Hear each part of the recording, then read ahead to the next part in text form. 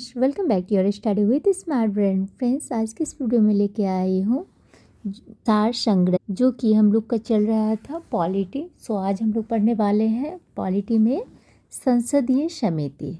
तो चलिए शुरू करते हैं। भारत में नई संसदीय समिति प्रणाली की शुरुआत कब हुई? ये हुई थी आपको 1991 ईस्वी में। वह समिति कौन सी है जिसमें राज्यसभा का कोई सदस्य नहीं होता है? ये हो गया आपको प्राक्कलन समिति। संसद की वह स्थायी समिति कौन सी है जिसमें राज्यसभा के सदस्य शामिल नहीं होते हैं? ये हो गया आपको प्राक्कलन समिति। सार्वजनिक लोक लेखा समिति में राज्यसभा के कितने सदस्य होते हैं? ये होते हैं आपको 7 सदस्य। किस संसदीय समिति को प्राक्कलन समिति की जुड़वा बहन कहा जाता है? ये कहा जाता है आपको लोक लेखा समिति को प्राक्कलन समिति की जुड़वा बहन कहा जाता है। संसद की कौन सी समिति नियंत्रक एवं महालेखा परीक्षक की रिपोर्ट प्रतिवेदनों की समिति करती हैं? तो ये करती हैं आपको लोक लेखा समिति। लोकसभा अध्यक्ष किस समिति का पदेन अध्यक्ष होते हैं? तो ये होते हैं आपको नियम समिति का। लोक लेखा समिति अपनी रिपोर्ट प्रस्तुत करती है, तो ये करती हैं आपको लोकसभा के अध्यक्ष को करते हैं। प्राक्कलन समिति के सदस्य हैं केवल लोकसभा से चुने जाते हैं। भारत के नियंत्रक और महालेखा परीक्षक की रिपोर्ट की समीक्षा करने वाली सदस्यीय समिति है, तो ये हो गए आपको लोक लेखा समिति। अब देखते हैं MCQ। भारतीय संसद की लोक लेखा समिति के अध्यक्ष कौन है? तो ये हो गया आपको कौन मनोनीत करता है? तो ये करते हैं आपको लोकसभा के अध्यक्ष ही करते हैं। भारत में संसद की लोक लेखा समिति के अध्यक्ष की नियुक्ति की जाती है, तो ये किसके द्वारा की जाती है? तो ये दी जाती है आपको लोकसभा के अध्यक्ष के द्वारा की जाती हैं। 2G स्पेक्ट्रम कांड की जांच करने हेतु बनी संसद की संयुक्त समिति का अध्यक्ष कौन है? तो ये हो गए आपको पीसी चाको। अब देखते हैं हम लोग क्या सर्वोच्च न्यायालय।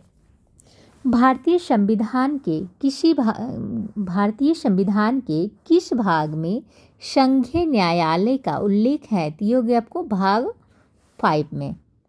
सर्वोच्च न्यायालय में तदर्थ न्यायाधीश की नियुक्ति होती है जब न्यायालय के किसी सत्र के लिए न्यायाधीशों का कोरम गणपूर्ति नहीं होता। सर्वोच्च न्यायालय के तदर्थ न्यायाधीशों की नियुक्ति कौन कर सकता है? तो ये करता सकता है आपको राष्ट्रपति की अनुमति प्राप्त कर सर्वोच्च न्यायालय का मुख्य न्यायाधीश। संविधान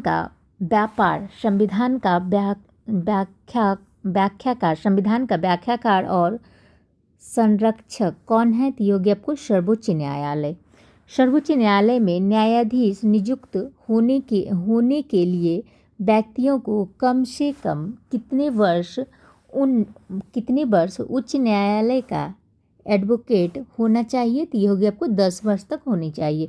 भारत के सर्वोच्च न्यायालय का एक न्यायाधीश कितनी उम्र तक अपने पद पर बना रह सकता है? तो ये रह सकता है आपको 65 वर्ष तक। उच्च न्यायालय के न्यायाधीश की सेवानिवृत्ति की आयु हो गई आपको 65 वर्ष। सर्वोच्च न्यायालय के न्यायाधीश के विरुद्ध महाभियोग का प्रस्ताव पारित हो जाने पर पदच्युत का आदेश कौन जारी कर सकता है? तो ये राष्ट्रपति कर सकते हैं। सर्वोच्च न्यायालय के मुख्य न्यायाधीश को प्रति माह कितना वेतन मिलता है? तो ये मिलता है आपको 2,80,000 मिलता है।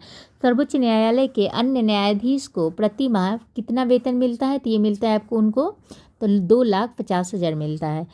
किसके अंतर्गत भारत में सर्वप्रथम सर्वोच्च न्यायालय की स्थापना हुई थी? तो ये रेगुलेटिंग एक्ट 1773 के तहत हुई थी। भारत के सर्वोच्च न्यायालय की स्थापना हुई थी। भारत के सर्वोच्च न्यायालय की स्थापना हुई थी भारत सरकार अधिनियम 1935 के अधीन। मूल रूप से संविधान में सर्वोच्च न्यायालय में मुख्य न्यायाधीश के अतिरिक्त कितने न्यायाधीश की व्याख्या थी? तो ये हो गए आपको 7। वर्तमान में सर्वोच्च न्यायालय में मुख्य न्यायाधीश के अतिरिक्त कितने न्यायाधीश का प्रावधान किया गया है? तो ये हो गया आपको 30 किया गया है। उच्चतम न्यायालय के न्यायाधीशों की संख्या में वृद्धि करने की शक्ति किसके पास है? तो ये संसद के पास है। सर्वोच्च न्यायालय के मुख्य न्यायाधीश की नियुक्ति कौन करता है? तो ये राष्ट्रपति करते हैं। सर्वोच्च न्यायालय के अन्य न्यायाधीश की नियुक्ति कौन करते हैं? तो ये भी राष्ट्रपति करते हैं। भारत में कार्यवाहक मुख्य न्यायाधीश की नियुक्ति कौन करते हैं? तो ये राष्ट्रपति करते हैं। राष्ट्रपति सर्वोच्च न्यायालय के अन्य न्यायाधीशों की नियुक्ति में किससे परामर्श करते हैं? तो ये करते हैं आपको सर्वोच्च न्यायालय के मुख्य न्यायाधीश से करते हैं। जब राष्ट्रपति और उपराष्ट्रपति दोनों के पद खाली हों तब उसके काम कौन करेंगे? तो ये करेंगे भारत के मुख्य न्यायाधीश करेंगे। भारत के किस मुख्य न्यायाधीश ने राष्ट्रपति के रूप में काम किया? तो ये क्या था आपको? जस्टिस एम हिदायतुल्लाह ने किया था। क्या सेवानिवृत्ति के पश्चात सर्वोच्च न्यायालय के न्यायाधीश वकालत कर सकते हैं? किसी भी न्यायालय में नहीं कर सकते हैं। सर्वोच्च न्यायालय के अधिकार क्षेत्र में वृद्धि करने का अधिकार किसे प्राप्त है? तो ये संसद को प्राप्त है। सर्वोच्च न्यायालय में न्यायाधीश काम काज के लिए किस भाषा का प्रयोग किया जाता है? तो ये अंग्रेजी भाषा का किया जाता है। सर्वोच्च न्यायालय किस संस्था का निरीक्षण कर सकते हैं? तो ये अधीनस्थ न्यायालय का कर सकते हैं। भारत में न्यायपालिका है स्वतंत्र। भारत में न्यायपालिका का स्वरूप है एकीकृत। न्यायिक पुनर्विलोकन का अधिकार किसे है? तो ये उच्चतम न्यायालय को है। भारत के उच्चतम न्यायालय में न्यायाधीशों की संख्या में वृद्धि करने की शक्ति किसमें निहित है? तो ये हो गया आपको संसद में निहित है। संसद में भारतीय संविधान में तदर्थ न्यायाधीशों की नियुक्ति का प्रावधान है तो किसको है? तो ये हो गया आपको सर्वोच्च न्यायालय को है। केंद्र और राज्य के बीच होने वाले विवादों का निर्णय करने की भारत के उच्चतम न्यायालय की शक्ति किसके अंतर्गत आते हैं? तो ये किसके अंतर्गत आते हैं? तो ये हो गया आपको मूल अधिकारित के अंतर्गत आते हैं। ये निम्नलिखित में से किस बाद में भारतीय संविधान के मूलभूत ढांचे की अवधारणा प्रतिपादित की गई थी? तो ये की गई थी आपको उपयुक्त में से कोई भी नहीं। नेक्स्ट क्वेश्चन क्या है? भारतीय संविधान का कौन सा अनुच्छेद संवैधानिक विवाद में सर्वोच्च न्यायालय के अपीलीय क्षेत्राधिकार से संबंधित हैं? तो ये कौन है? तो ये हो गए आपको सी अनुच्छेद 13A को मिलाकर अनुच्छेद 132 को पढ़ना। निम्नलिखित कथनों पर विचार कर बताएं कि इनमें से कौन एक सही है। सर्वोच्च न्यायालय के केवल मूल क्षेत्राधिकार रखता है। यह केवल मूल एवं अपीलीय क्षेत्राधिकार रखता है। यह केवल परामर्श संबंधी तथा अपीलीय क्षेत्राधिकार रखता है। यह मूल अपीलीय और परामर्श संबंधी क्षेत्राधिकार रखता है? सो इसका हो जाएगा आपको डी। अब देख लेते हैं। भारतीय संविधान के अनुसार 131 के तहत सर्वोच्च न्यायालय के मूल क्षेत्राधिकार अनुच्छेद 132 से लेकर 136 के तहत अपीलीय क्षेत्राधिकार तथा अनुच्छेद 143 के तहत परामर्श संबंधी क्षेत्राधिकार का विवरण है।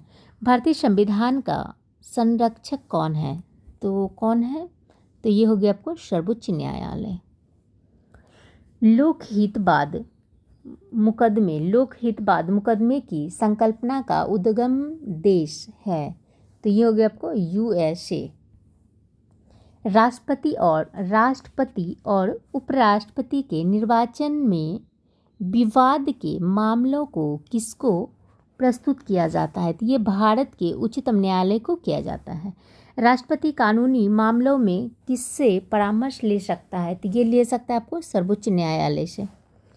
उच्चतम न्यायालय को परामर्शदात्री बनाया गया है? तो ये अनुच्छेद 143 के तहत है। न्यायालय के प्रारंभिक क्षेत्राधिकार से तात्पर्य है पहली बार सीधे मामलों की सुनवाई की योग्यता। उच्चतम न्यायालय